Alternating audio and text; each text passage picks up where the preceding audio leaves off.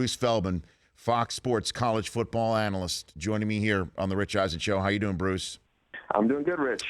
Crazy time of year in college football. Indeed, sir. So interpret for me what you take out of the latest rankings from the College Football Playoff Committee. I think what we see is Washington controls its own destiny here. If the Huskies, who play Colorado this weekend for the Pac-12 title, if they win that game, I think they're going to be in. Now, we can get a chaos scenario if both Washington loses, and especially if Clemson loses to Virginia Tech in the ACC title game, which you could have happen, and I think it's a very real possibility. If Penn State beats Wisconsin, I think you could get a scenario where you may end up with 3 Big Ten teams in the Final Four, Ohio State and Michigan, and then the conference champ, who came out of the toughest division in college football, and that's Penn State, who, by the way, has a head-to-head win over the number 2 team, Ohio State. So that's the chaos. Let's just figure one spot's available. Just the one spot's available. What happens then if the committee can only choose one team from the long menu of 2-loss programs? That's going to be fascinating to see. The committee has made it seem like there's a gap between Penn State and the other Big Ten, top teams, being Michigan and Ohio State. And Michigan has obviously a big blowout win head-to-head over Penn State. Penn State has the win over Ohio State. Penn State is would be a conference champ if they won that. I think that would make an interesting dilemma. And I don't know how the committee could keep Penn State out if you took 2 teams that didn't win the division and the one team that did and won the conference left out. I don't know. That would be a hard rationale for, I think, the committee to have to try and explain. Well, there's a lot of hard rationales here. Let's be honest, Bruce. I mean, you're talking about possibility of the Pac-12 championship game winner and the Big Ten championship game winner not having a spot. Both of them in this. If Colorado beats Washington and that opens the door for Michigan to get in, and Wisconsin beats Penn State or vice versa, and they're on the outside looking in, what do we have these conference championship games for? Period. Bruce? Well, for them to make extra money. Yeah, I mean, so what are we talking? Because if I'm a Colorado fan right here, and I'm rooting hard for the Buffs as a Michigan guy, but if I'm a Colorado fan right here, why are we not talking about them having the spot if they knock off Washington over Michigan or over Wisconsin and Penn State, over the winner of Oklahoma State? I'm not hearing anybody say that the Buffs have a shot with this win over Washington.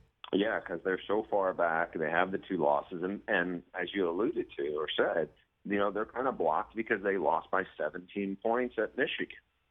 And, the head-to-head, I think, we've only had 2 years of the playoff before this to get how the committee thinks. And the committee changes every year. Their makeup, so their thought process and what they value can change. We all look at this differently. I mean, some people can say, well, conference championships are paramount. If you didn't win your conference championship, you shouldn't be considered. Other people, I value head-to-head quite a bit, especially if the records are similar, because, it's what happened on the field. College football is subjective enough when the teams have actually played. If you just throw out the head-to-head and say, well, that was a fluky win, don't tell me what would happen 9 times out of 10. That's you speculating. I want to know what actually happened. So for me, that's a bigger piece of it. But who's to say how the committee is going to handle this? I think we're really in uncharted waters here, because this is the first real chance where we're looking at not a bunch of conference champs that could get pushed aside for teams in their own league, or at least then that's how it shapes up with the Big Ten. Bruce Feldman of Fox Sports joining me here on the Rich Eisen Show. So how do we interpret the rankings right now and the statement that we heard, and we played it earlier on in the show, from the chairman of the committee, saying that Washington and Michigan aren't far apart? Should we read that to mean that should Washington lose, then Michigan's that team that gets in without playing a game over whoever wins the Big Ten championship, over Colorado beating Washington, over the Big 12 championship game? I mean, did he basically say the Big 12 championship game and the Big 10 championship game don't matter, and the only reason why the Pac-12 championship game would matter is if Washington loses it? That would be how I would interpret it, because The other part of that is a moot point, which is, well, you have Washington already ahead of Michigan. Michigan doesn't have a game this weekend. Obviously, Washington does, and Washington's going to play a top 10 team. If Washington wins that game, they're certainly not going to lose ground to Michigan, who hadn't played anybody.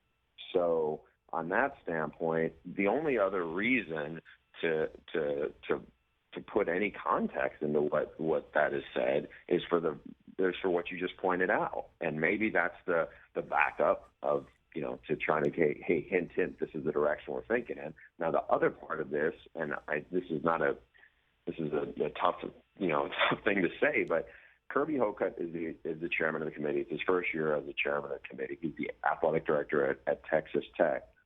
Sometimes he has to give voice to opinions that he may not hold, that they may be from somebody else in the room, and maybe he's trying to represent them. The other point is sometimes, these guys aren't you. They are not trained TV people.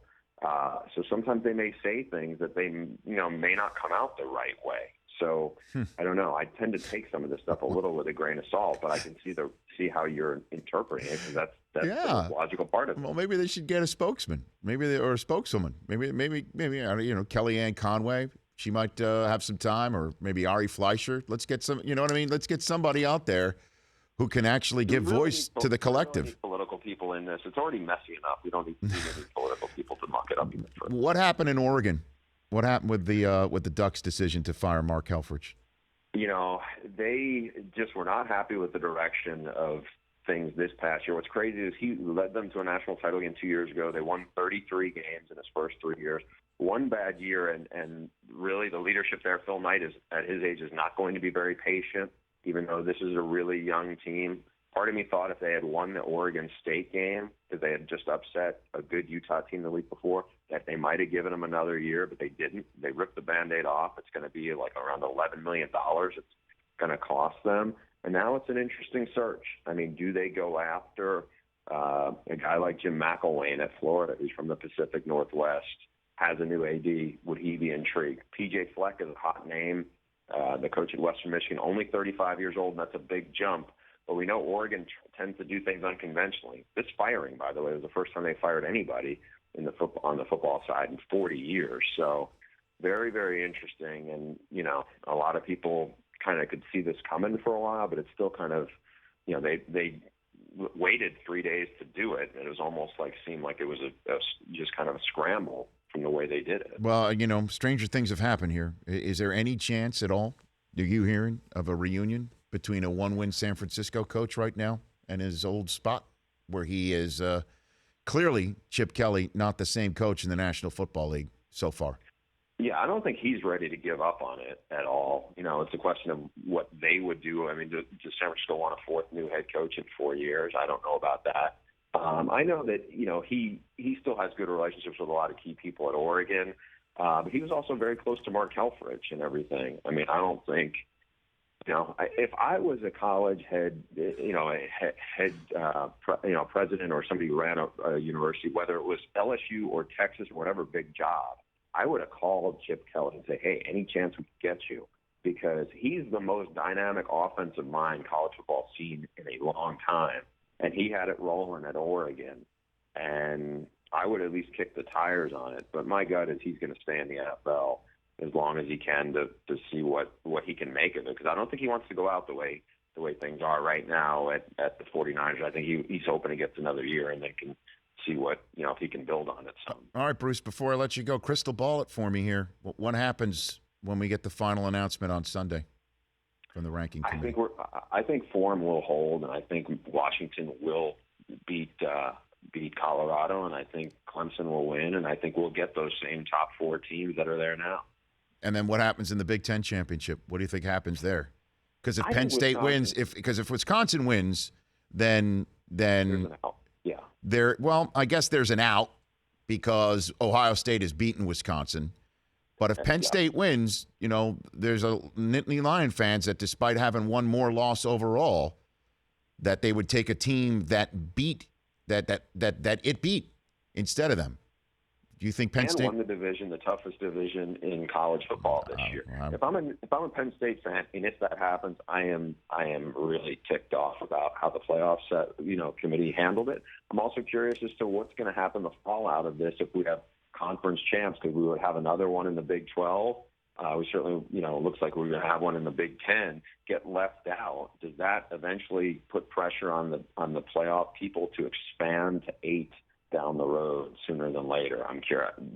That could happen because, like I said, we're in uncharted waters, and these guys do not like getting snubbed. enjoy the game, Bruce? Thanks, Rich. My pleasure. You enjoy the games. It's Bruce Feldman. The Rich Eisen Show, weekdays at noon Eastern on Audience.